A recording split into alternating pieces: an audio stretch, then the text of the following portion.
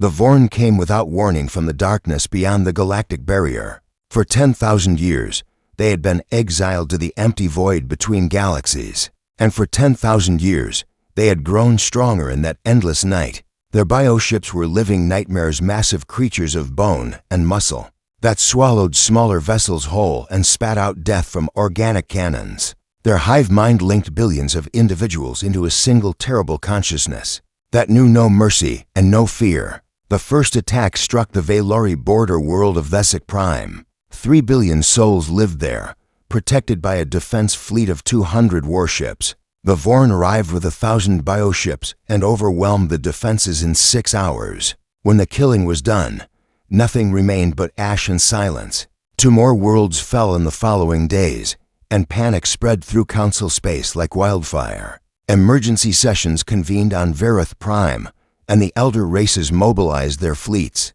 But everything moved too slowly. The Valori argued with the Kreth over command authority. The Mrenthi refused to send ships until their own borders were secured. Ancient rivalries and political calculations paralyzed the response. While the Vorn continued their advance, Vorik watched the chaos from his office and felt despair settling into his heart. He had lived through many crises in his long career, but nothing like this. The elder races had grown comfortable in their power, and they had forgotten what true danger looked like. Now that danger had returned, and they could not agree on how to face it. The next target was Ketha Station, a massive trading hub floating in neutral space, home to 40 million beings from 100 different species. Refugees from the fallen worlds had fled there, hoping for safety in numbers. Instead, they had gathered themselves into a single convenient target. The Council fleet was 6 cycles away when the Vorn arrived at Ketha. 1,000 bioships dropped out of twisted space,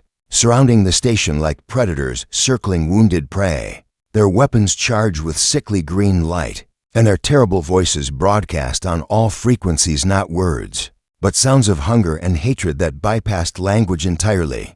Inside the station, chaos erupted. Ships tried to flee, but the Vorn had already blocked the escape routes. Civilians screamed and prayed and prepared to die. Station security activated every weapon they had, knowing it would not be enough. And then something unexpected happened. A flash of light split the darkness, and a human fleet emerged from FTL directly between the station and the Vorn. 300 ships, warships unlike anything the galaxy had seen before, cobbled together from salvaged parts and borrowed technology, but bristling with weapons and burning with determination. Admiral Sarah Chen stood on the bridge of the flagship entrance and stared at the enemy fleet. She was the daughter of Thomas Chen, granddaughter of the first human colonists, and she had trained her entire life for this moment.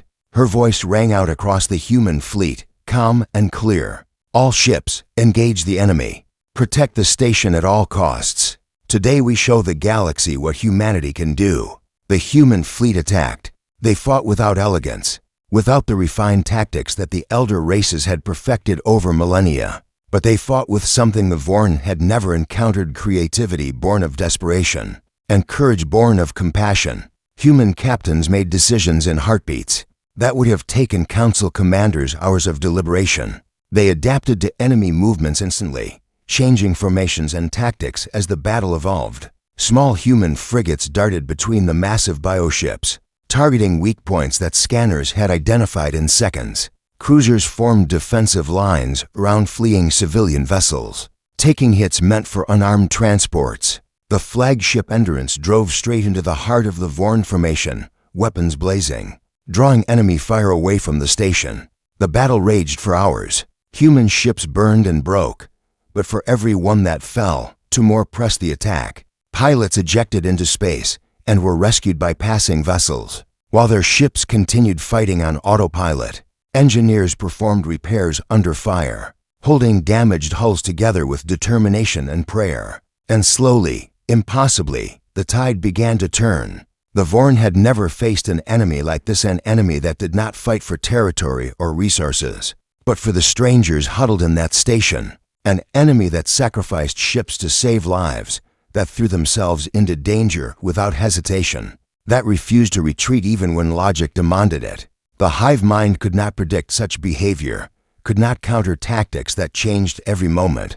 could not understand creatures who fought harder as their losses mounted. Admiral Chen ordered the final assault as the last reserves committed to battle. All ships, concentrate fire on the command vessel. Everything we have, right now. 300 beams of light converged on the largest bioship, the one that coordinated the hive mind's attacks. Armor melted and flesh burned, and the terrible creature screamed across every frequency as it died. Without their coordinator, the remaining Vorn fell into confusion, their attacks becoming random and uncoordinated. The surviving human ships pressed their advantage, driving the enemy back, pushing them away from the station. One by one, the bioships turned and fled into the darkness, retreating toward the void from which they had come. When the last Vorn ship vanished from sensors, a silence fell over Ketha Station. Then, slowly, cheering began quiet at first, then growing louder as the reality sank in. 40 million beings were alive because 300 human ships had appeared from nowhere and fought like demons. Admiral Chen slumped in her command chair, exhaustion washing over her. Around her, the bridge crew wept and laughed and embraced each other. The cost had been terrible: 87 ships destroyed, 3,000 humans dead, but the station was safe. The refugees were safe. The line had held. On Vareth Prime, Vorik watched the battle footage in stunned disbelief. He had seen the human fleet emerge, had watched them fight with tactics no species had ever used, had witnessed their impossible victory. His hands trembled as he replayed the recording again and again, trying to understand what he was seeing. The humans had a fleet. The humans had warriors. The humans had become something the Council had never imagined, right under their noses. And no one had noticed until this moment. He thought of his report from years ago, the one his superiors had dismissed. He thought of the trade networks and the settlements, and the endless questions human visitors had asked. He understood now what had been happening all along: the quiet preparation, the patient growth, the gathering of strength while the galaxy looked elsewhere. Counselor Tice appeared on his screen, her silver face pale with shock. Archivist Vorik, I need every file we have on the humans. Every record, every report, everything. The Council demands a full briefing immediately. Vorik nodded slowly, feeling no satisfaction in being proven right. Of course, Counselor. But I should warn you, there is much more to the humans than we ever suspected. Today's battle was not the beginning of their power. It was simply the first time they chose to reveal it. Tice stared at him for a long moment, and for the first time in his memory, he saw fear in the eyes of a Valori counselor.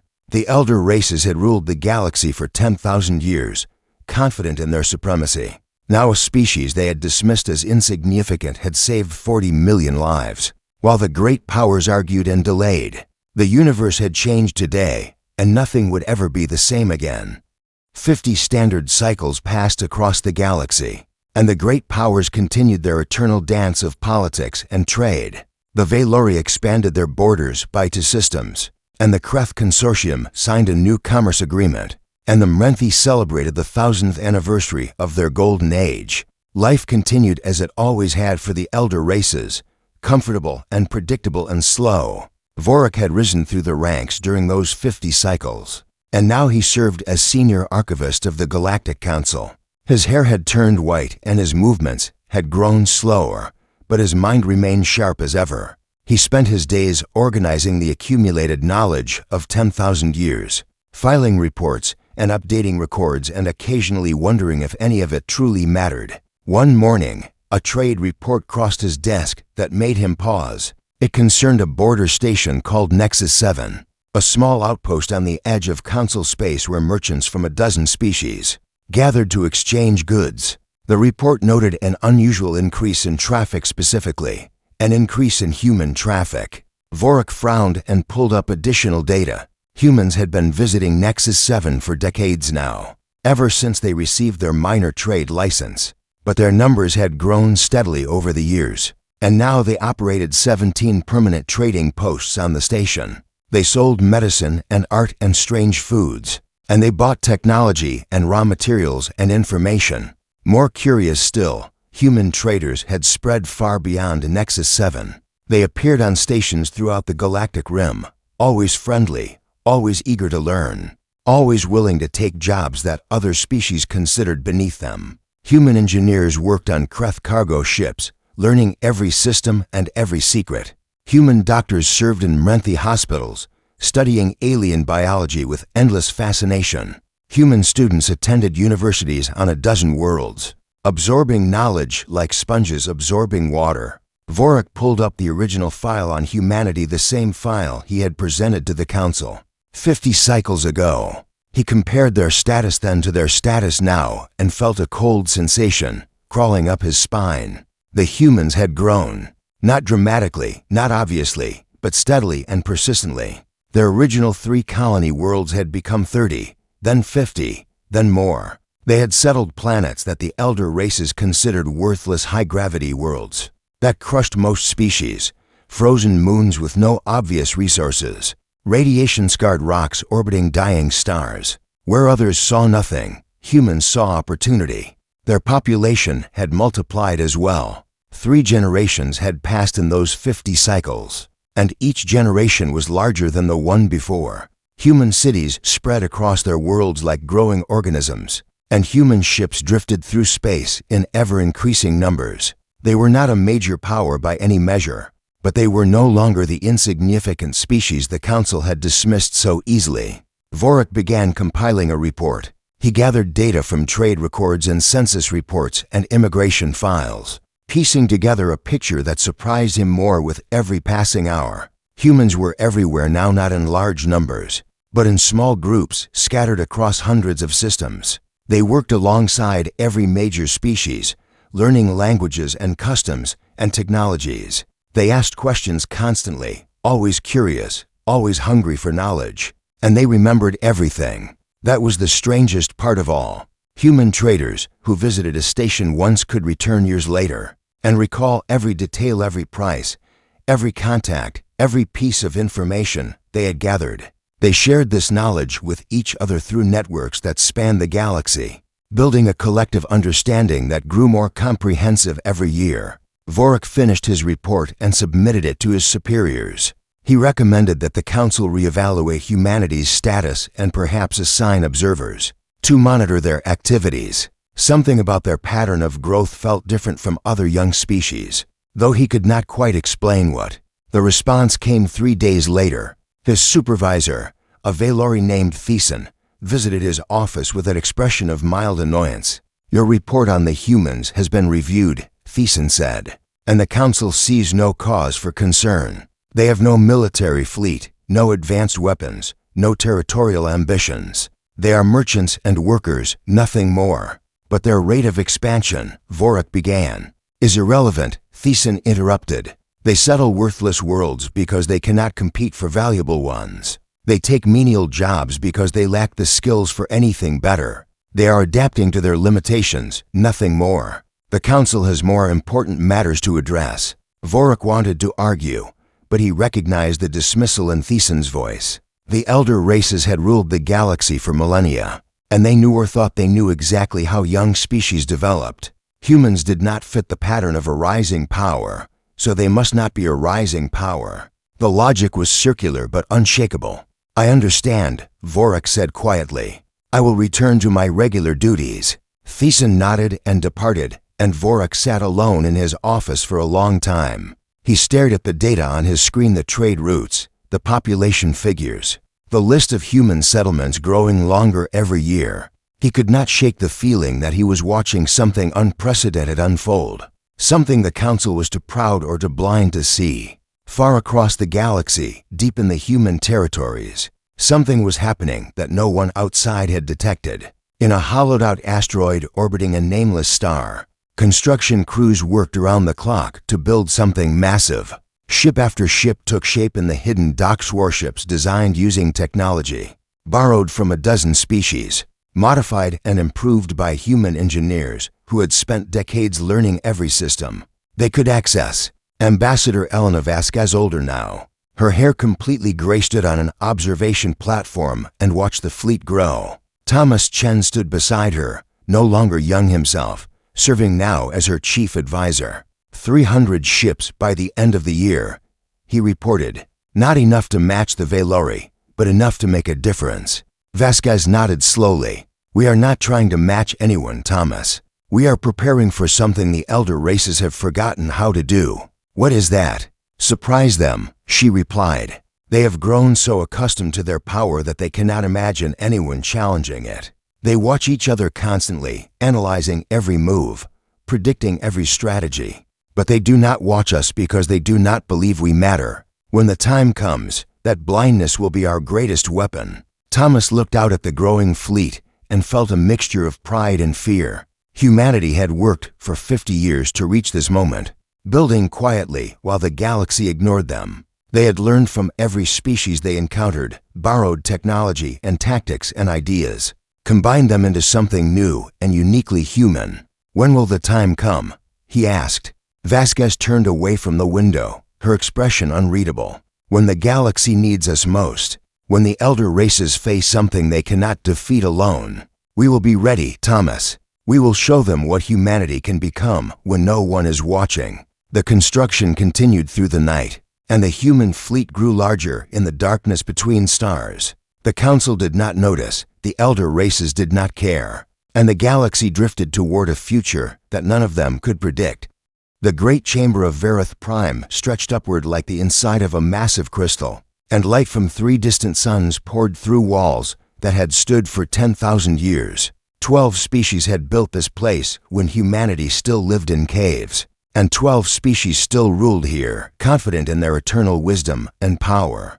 Vorik adjusted his data tablet and tried not to yawn as the session dragged on. He was a Scythian, a member of a species known for their patience and attention to detail, and his job as a junior clerk required both qualities in abundance. Today marked his 300th session in the gallery, recording petitions and filing requests that the mighty counselors would review for perhaps 2 seconds before dismissing them. The counselors themselves sat in floating chairs arranged in a perfect circle, each one representing a civilization that had mastered faster-than-light travel before most current species had evolved. Counselor Tice of the Valori Dominion was speaking now, her silver skin catching the light as she gestured with graceful arms. The Valori had ruled their section of the galaxy for 6,000 years, and Tice carried that weight of history in every word she spoke. The matter of the Crescent border dispute is settled, she declared, and the other counselors made sounds of agreement in their various languages.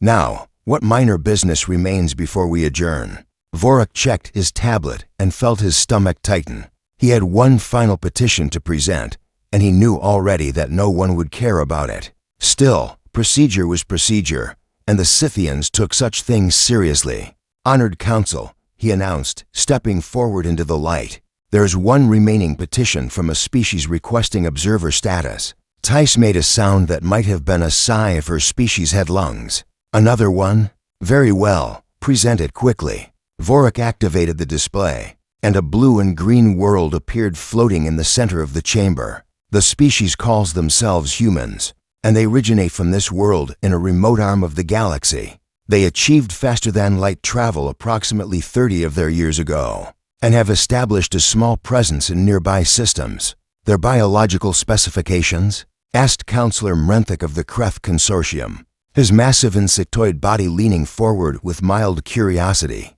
Carbon-based, oxygen-breathing, relatively short-lived, Vorik read from his data. Average lifespan of approximately 80 standard years. They reproduce slowly compared to most spacefaring species, and show no particular biological advantages. A ripple of amusement passed through the council. 80 years was nothing. Most of the counselors present had lived for centuries, and some for millennia. What could such a brief species possibly contribute to galactic civilization? Their technology? Tice asked, though her tone suggested she already knew the answer.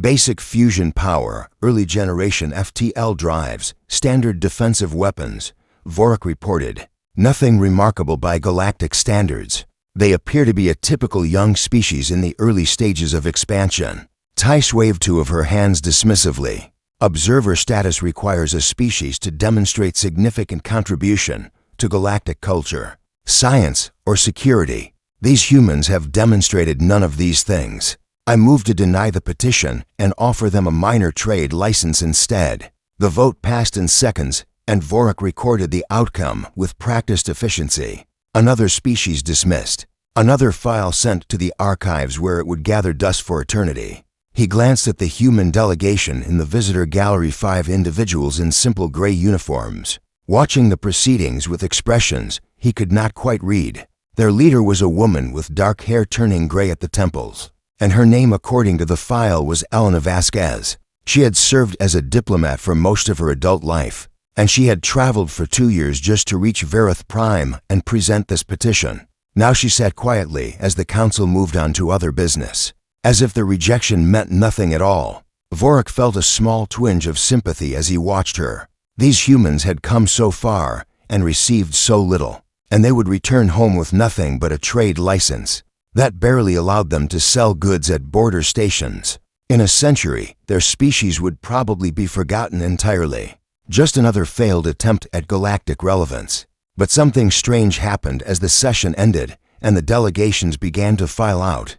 Vorik noticed that the humans were not leaving immediately. Instead, they lingered near the exits, speaking quietly with representatives from other species. Ambassador Vasquez approached a Kreth merchant and engaged in what looked like friendly conversation. Another human was recording something on a small device, sweeping it slowly across the chamber as if memorizing every detail. A third human had somehow obtained a cup of the stimulant drink that the Mrenthi favored, and he was examining it with intense curiosity before taking a careful sip.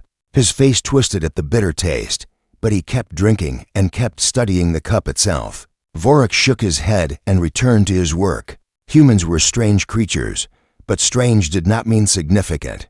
The council had made its decision, and the universe would continue as it always had. Elder races would rule, young species would struggle, and the great wheel of galactic civilization would turn without interruption. He filed the human petition in the archive and moved on to his next task. In 1,000 years, no one would remember that humans had ever stood in this chamber. They were simply too small, too brief, too unremarkable to matter. Ambassador Vasquez paused at the chamber door and looked back at the great crystal walls. One final time.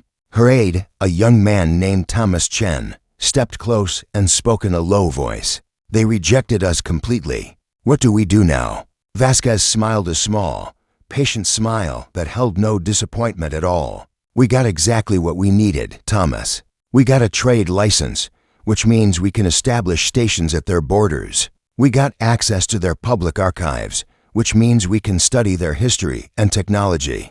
And most importantly, we got their complete indifference. Thomas frowned in confusion. How is their indifference useful?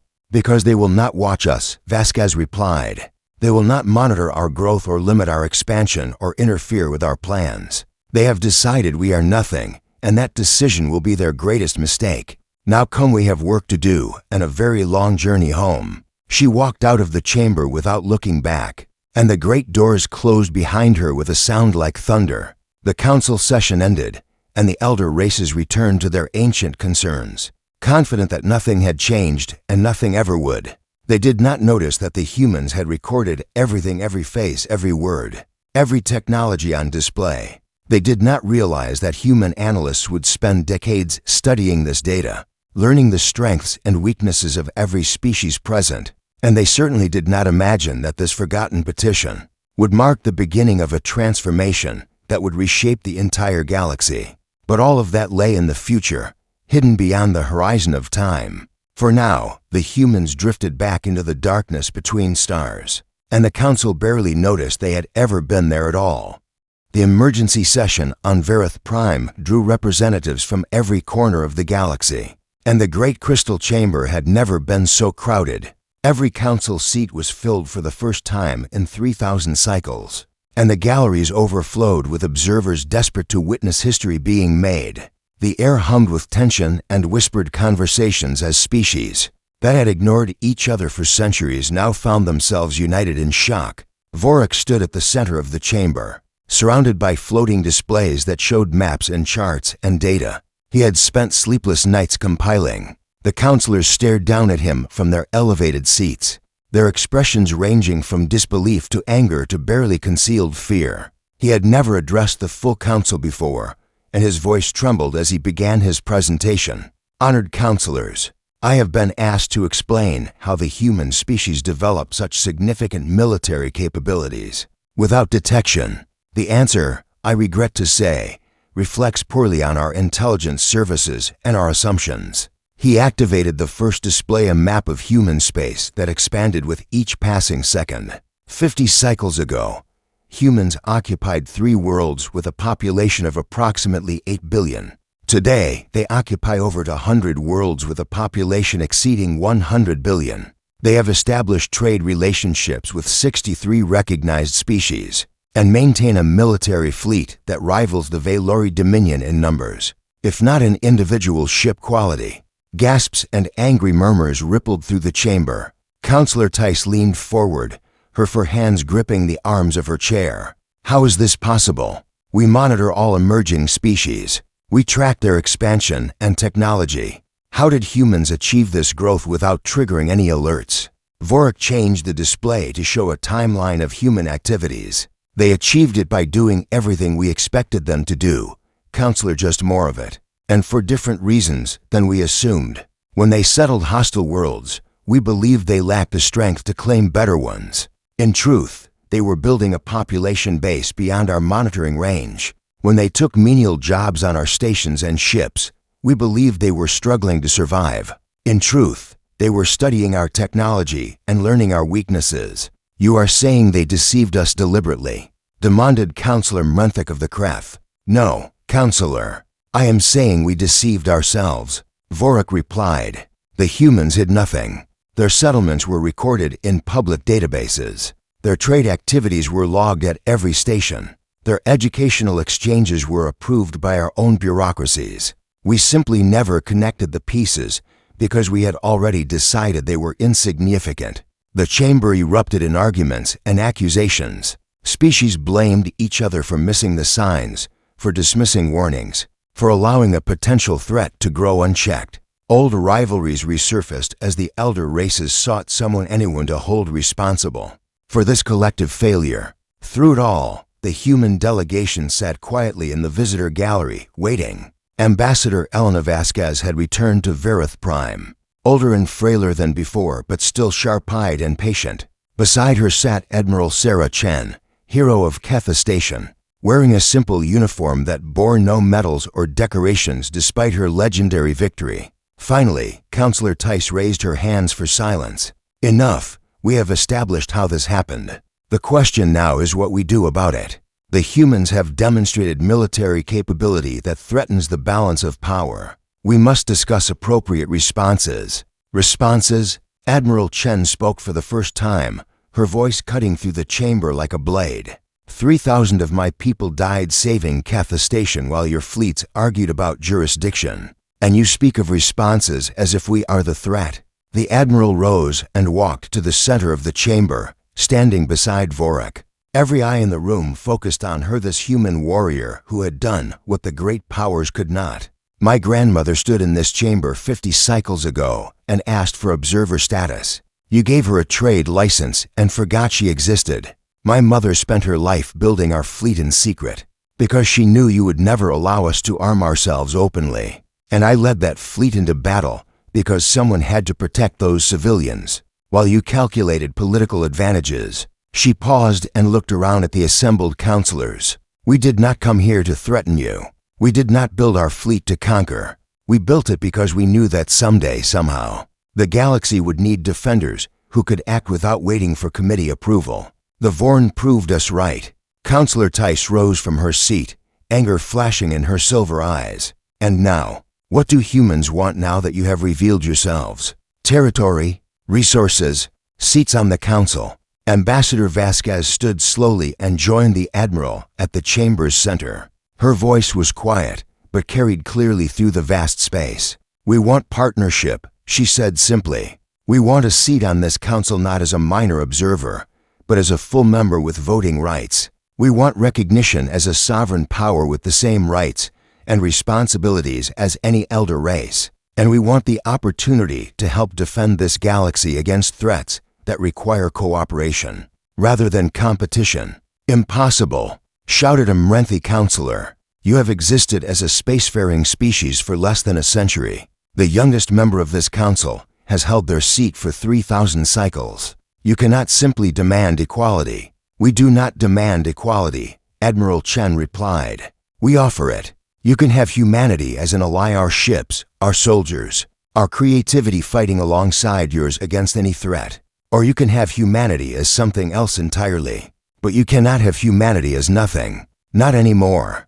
The chamber fell silent as the weight of her words settled over the assembly. The elder races had grown accustomed to their dominance, to a universe where young species knew their place and waited patiently for advancement through proper channels. Humanity had shattered that comfortable order, and there was no returning to what had been. Vorik watched the counselors struggle with this new reality. He saw Tice conferring with her advisors, her expression shifting from anger to calculation to something that might have been grudging respect. He saw the Kreth representatives exchanging rapid communications, their species' merchant instincts recognizing an opportunity even in crisis. He saw the smaller council members' species, who had always lived in the shadow of greater powers, looking at the humans with something like hope.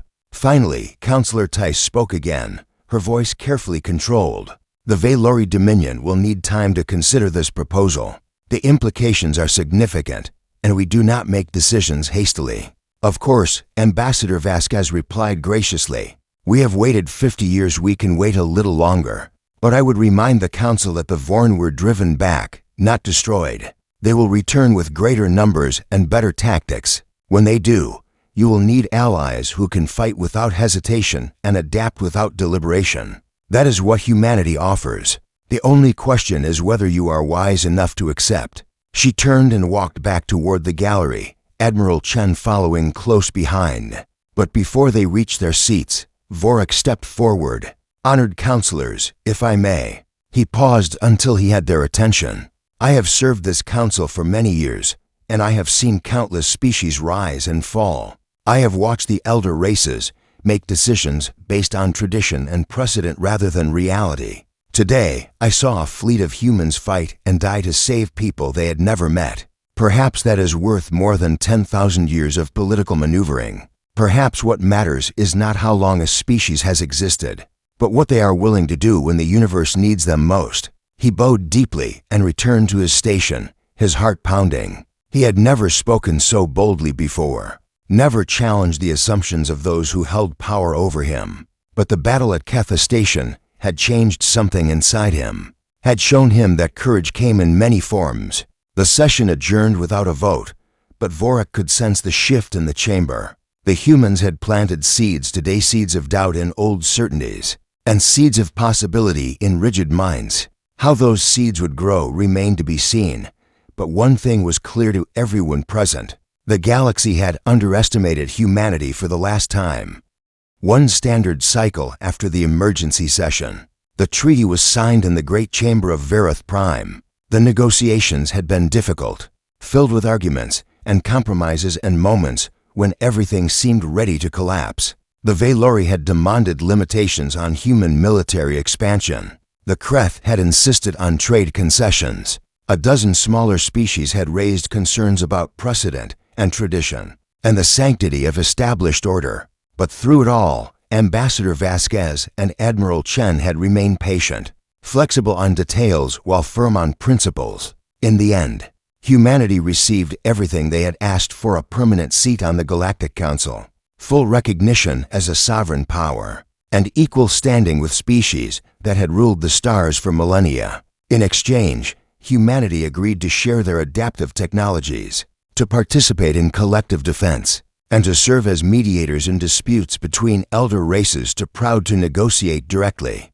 Vorik attended the signing ceremony as an official witness, and he watched as Ambassador Vasquez placed her signature beside those of the 12 original council species. She moved slowly. Age had finally caught up with her, but her hand was steady and her eyes were bright. This moment was the culmination of everything she had worked for across her entire life. Admiral Chen stood beside her, along with representatives from every human world. They had come from across the galaxy to witness this moment: traders and soldiers, scientists and artists, children who had been born on stations that did not exist when Vasquez first petitioned the Council. 3 generations of humanity stood in that chamber, united in triumph. When the ceremony ended, the human delegation cheered and embraced and wept with joy. Even the elder races joined in the celebration, their initial reluctance giving way to genuine warmth. The Kreth opened casks of their finest spirits, the Mrenthi performed songs of welcome, and the Velori offered formal congratulations in their ancient language. But the celebration was short-lived. Within days, scouts reported disturbing activity beyond the galactic barrier. The Vorn were massing again, not hundreds of bioships this time, but thousands. Their defeat at Ketha Station had enraged the hive mind, and they were preparing an assault that would dwarf their first invasion. The council mobilized immediately, and this time there was no argument over command structure. By unanimous agreement, Admiral Sarah Chen was appointed Supreme Commander of the Combined Galactic Fleet. Human strategists worked alongside Velori tacticians, Kreth logistics experts, and Mrenthi intelligence officers. For the first time in recorded history, the elder races fought not as rivals but as true allies. The second Vorn invasion struck 3 months later, and it was everything the scouts had warned about. 5,000 bioships poured through the galactic barrier, their terrible voices screaming hatred across every frequency. They attacked on multiple fronts, targeting council worlds and human colonies with equal fury. But the galaxy was ready. Admiral Chen had positioned the combined fleet along strategic defense lines, mixing ships from every species into integrated battle groups. Human frigates flew alongside Velori cruisers. Kreth carriers launched fighters piloted by a dozen different species. Mrenthi support vessels provided intelligence and coordination that kept everyone working in perfect harmony. The fighting was brutal and costly. Worlds burned and fleets shattered, and millions died in the darkness between stars. The Vorn pressed forward with mindless determination, their numbers seemingly endless, their hunger for destruction insatiable.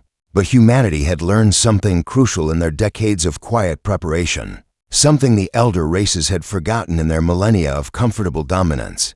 They had learned that strength came not from power alone, but from the willingness to use that power in service of others. They had learned that courage was contagious, that sacrifice inspired sacrifice, that beings who fought for something greater than themselves could achieve miracles. Admiral Chen led from the front, her flagship diving into the thickest fighting again and again. When Velori ships faltered, human vessels covered their retreat. When Kreth supply lines were threatened, human escorts fought to the death to protect them. When the Mrenthi homeworld itself came under siege, human colonies sent every ship they could spare to join the defense.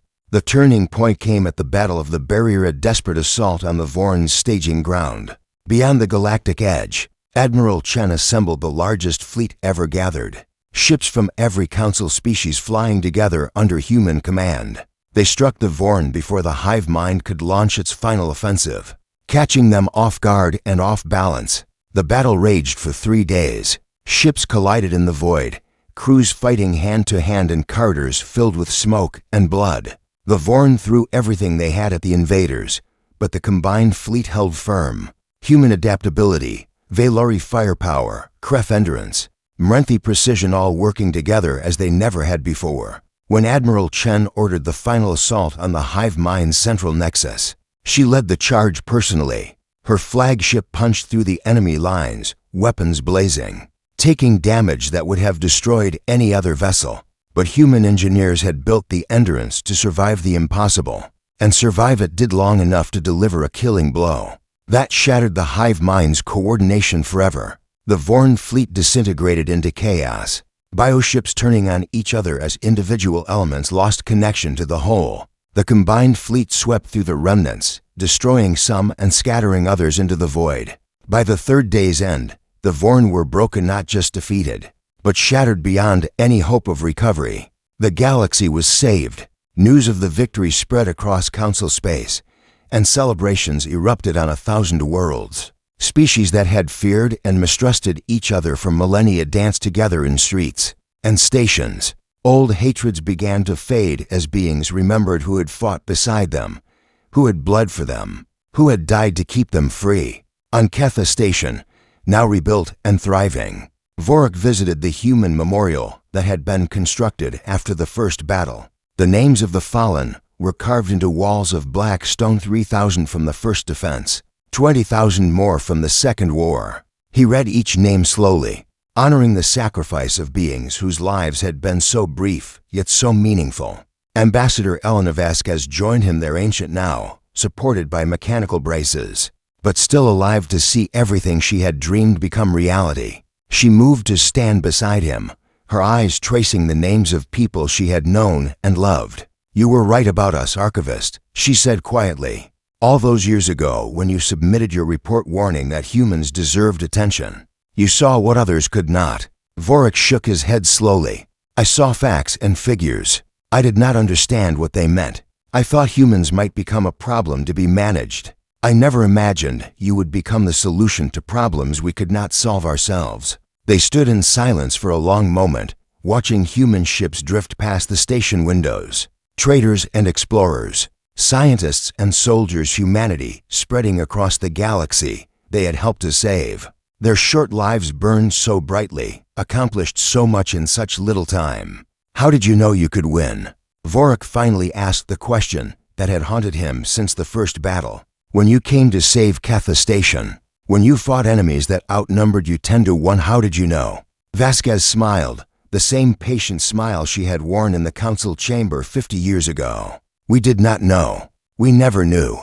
But we understood something the elder races had forgotten, that certainty is not required for action, that hope is not the same as expectation, that doing what is right matters regardless of the outcome." She gestured toward the memorial, toward the names of the fallen. These people did not die because they knew they would win. They died because they refused to let others die without trying to save them. That is what humanity offers the galaxy, Archivist. Not power, not technology, not strategy. Simply the willingness to try when trying seems impossible. Vorik looked at the stars, at the galaxy that had been transformed by a species the Council had barely noticed. He thought of all the times the elder races had measured humanity by what they lacked: short lives, primitive technology, insignificant territory. They had never thought to measure humans by what they possessed: courage without limit, adaptability without end, compassion that crossed every boundary. The Galactic Council still governed the stars, but it was no longer the same institution it had been. Humans served as diplomats and mediators, bridging gaps between species, too proud to talk to each other. Human ideas spread through every civilization, challenging old assumptions and inspiring new possibilities. Human energy infected the elder races like a benevolent virus, waking them from the comfortable sleep of millennia. The universe had changed forever on the day a forgotten petition brought humans to Verith Prime. And as Vorik watched the human ships sailing toward distant horizons, he finally understood the Council's greatest mistake. They had seen humanity as they appeared: small, brief, unremarkable, and dismissed them as nothing. They had never imagined what humans might become when given the chance to grow, to learn, to prove themselves worthy of the stars.